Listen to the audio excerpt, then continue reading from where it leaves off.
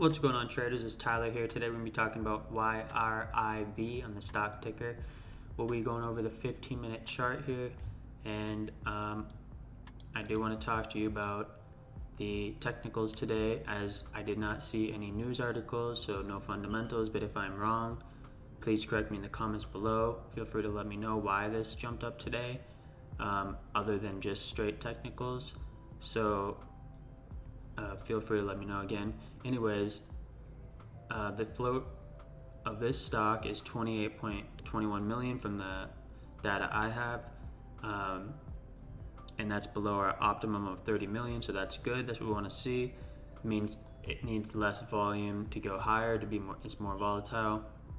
So let's go ahead and get right into it. Let's draw our support and resistance. We got a resistance up here at 53.75. Now I do want to talk about really quickly, you can see at pre-market in the shaded area there was not much movement, and then at market open it dropped a little bit, recovered, and pushed up from, let's see, 41 cents to about 53 cents towards the end of the day, popped up a little bit after hours, found some support in the VWAP, and it's just sitting right in the middle range here at 51 cents. So again, let's get into it. We got our resistance up here at 53.75 cents, and then we got our support. I'd put it right here at 49 cents, and we got our median right in the middle, and we're going off of after hours support here, so definitely take that into consideration. We got the median here at 51.30 cents. Now the range is not that big on this, so let's go ahead and zoom in. Now this was a big stretch and then a big candle at the end, and it's good to see that it held in after hours, but I'm not sure what's bringing this stock up or what's the reason, but I will be watching it tomorrow to see what's going on. If there is a potential play on it, obviously I'm going to take it, so I'm going to tell you what I'm going to be looking for. In the morning, I'm sure we'll wake up and it'll still be ranging inside this zone somewhere. So the first thing I want to see at one point is this break back above the level from, like, let's see, from like 54 cents to 53 cents. I want to see us break above there. Even if it's just right at 54 cents, that would still be okay.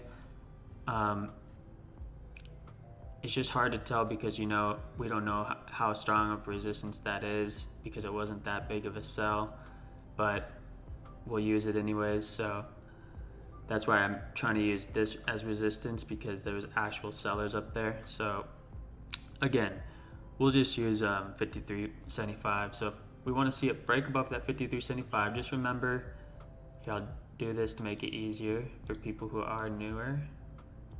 Just remember that you more want to watch it kind of like this. So we're going to leave that for this video, just so people understand that. So again, we want to see us break above this 53.75. We want to see it come back down to retest, stabilize. We want to see green candles. We want to be watching level 2. We want to watch the volume. That's what I'm going to be looking for. We need multiple things. You need confluence. You can't just go off just the chart. You need multiple things. You need to be looking at volume. You need to be looking at your level 2s. You need to be watching the candles. You need to be watching the setup, all that good stuff. So again, we wait for it to stabilize to make sure we're not going back down like that. Once we see it stabilize, that's when we set in our order, have it already ready right above that pullback point, wherever it was. This is where it is for our example. And then once that momentum does push us higher, we ride it to this next resistance up here, which would probably be at about, I'd say, 58 cents is a good time to get out. Let's go ahead and zoom out real quick to see if we can see anything. Yeah, at about 58 cents. So that's what I would look for. That's what I'm going to be looking for the bullish play tomorrow. Now, of course, this always has the chance to go back down, so there's going to be people looking to short it. I know most people aren't shorting it. That's okay. You can learn how. So that way you at least know what people who are shorting it are looking for, right? Now, we're in the upper region of the median, which is a more bullish play. And I'm going to be telling you how I would short it. So people who are shorting might do it different than me. That's fine.